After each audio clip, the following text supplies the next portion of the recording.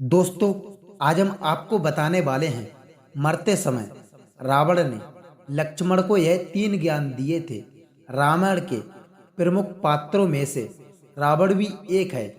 रामायण में रावण एक खलनायक है, परंतु रावण में अनेक गुण भी थे। रावण एक कुशल राजनीतिज्ञ, महापराक्रमी, अत्यंत बलशाली, अनेकों शास्त्रों का ज्ञाता, प्रकांड विद्वान, पंडित एवं महाज्ञानी था।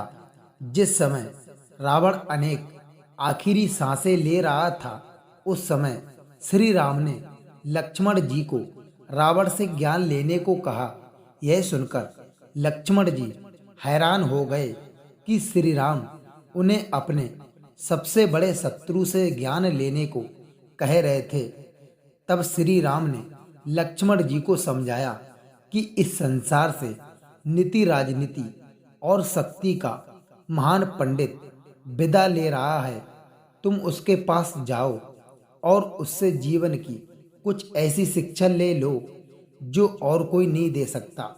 परंतु श्री राम की आज्ञा का पालन करते हुए लक्ष्मण जी रावण के सिर के नजदीक जाकर खड़े हो गए, परंतु रावण ने लक्ष्मण जी को कुछ नहीं कहा। इसलिए लक्ष्मण जी वापस राम जी के पास लौटकर आए।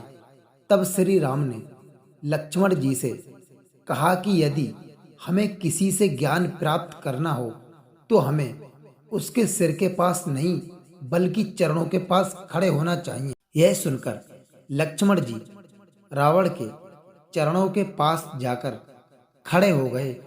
फिर महापंडित रावण ने लक्ष्मण को ऐसी 3 बातें बताई जो आज भी जीवन में सफलता की कुंजी है। रावण ने लक्ष्मण जी को पहली बात समझाते हुए कहा कि शुभ कार्य में देरी नहीं करनी चाहिए। शुभ कार्य जितनी जल्दी हो कर डालना चाहिए और अशुभ कार्यों को जितना टाल सकते हो टाल देना चाहिए। यानी सुबह से शीघ्रम मैं श्री राम को पहचान नहीं सका और उनकी शरण में आने में देरी कर दी, इसी कारण मेरी यह हालत हुई।